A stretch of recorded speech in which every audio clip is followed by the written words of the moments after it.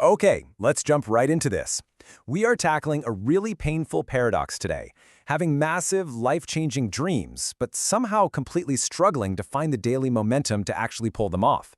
You know the feeling, right? Welcome to the psychology of the ambitious but lazy. We've all told ourselves the exact same lie. Tomorrow's going to be different. You lie in bed at night feeling super guilty, just totally disappointed in yourself for wasting yet another day. You build up these grand plans in your head, you feel that brief little surge of motivation, and you promise yourself that tomorrow is the day. But then, morning comes. You wake up, grab your phone, start scrolling for just 5 minutes, and boom. Suddenly, you're 3 hours deep into a Wikipedia rabbit hole about, the history of the fork. And just like that, the day is gone. So, we really have to ask ourselves, why do we do this? Why do we constantly self-sabotage? If we actually want this success so badly, why on earth do we avoid the work? Well, here's the fascinating part. This inaction, it has absolutely nothing to do with a lack of talent or intelligence or your self-worth. Zero. It's entirely about psychology. We're talking about deeply ingrained patterns built right into your brain. And the beautiful thing about patterns is, once you understand how they're built, you can absolutely dismantle them. Let's unpack what's actually happening up there.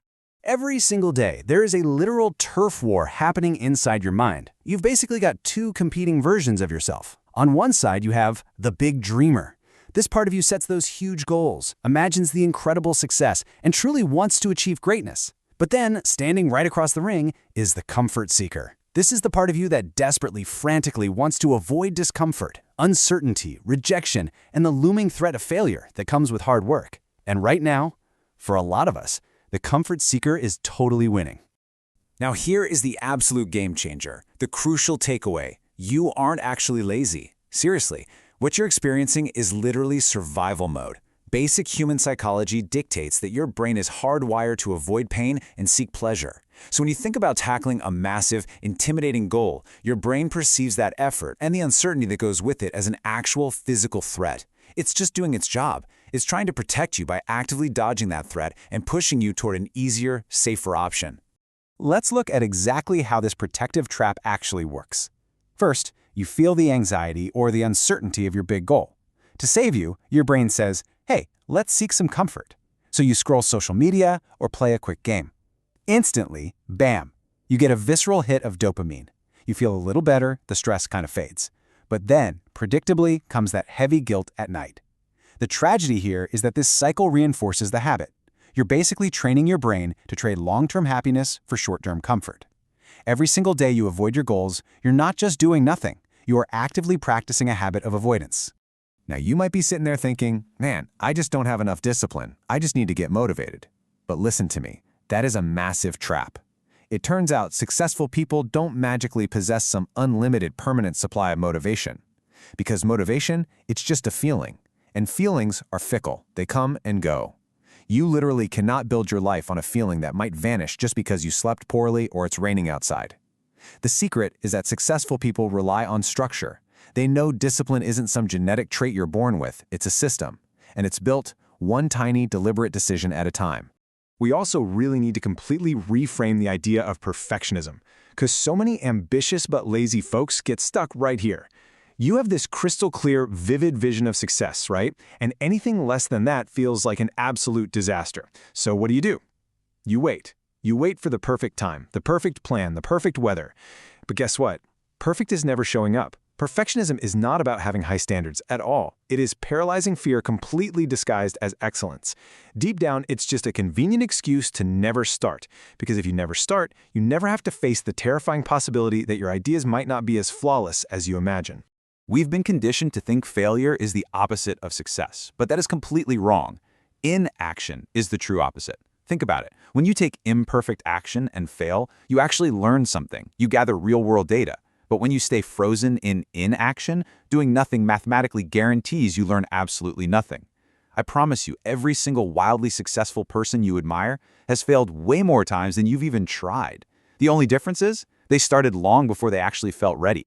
So how do we actually break this cycle? Well, it starts with accepting a pretty uncomfortable truth. Ready? You are rarely, if ever, going to wake up just bursting with energy, super excited to do the hard things. That is simply not how the human brain is wired. To rewire your brain away from that survival mode we talked about, you have to push through and take action anyway. Especially, and I mean especially, when every single fiber of your being is screaming at you to run away and hide under the covers. And here is the dirty little secret nobody ever tells you about building discipline. It's going to feel terrible at first. On day one, your brain is going to fight you tooth and nail with severe resistance. It will hand you literally every excuse in the book. By day 10, honestly, it's still incredibly hard. But as you push through to day 30 and beyond, something absolutely magical happens. Your brain finally realizes, oh wait, this discomfort isn't actually going to kill me. And it adapts. The resistance gets quieter, the friction drops, and eventually the habit takes root. Look, it never becomes completely effortless, but it absolutely gets easier. Now, you can't just rely on sheer willpower to get through that timeline. Overcoming this isn't a willpower problem. It is a design problem. Take your phone and put it in another room. Lock it in a drawer if you have to. Clean off your workspace. Every single time you remove a distraction from your environment, you are eliminating a decision you have to make. And every decision you don't have to make saves precious mental energy that you can redirect right back into your actual goals. You absolutely must design your environment so that doing the productive thing is actually the default, easiest option. Okay, tough love time.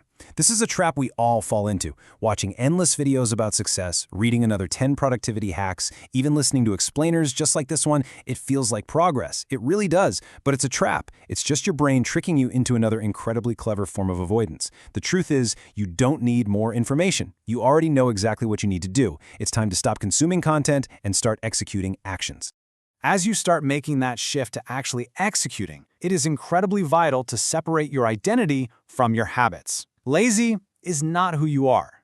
Lazy is simply the avoidance behavior you've been practicing for a while. It's just a pattern you got stuck in.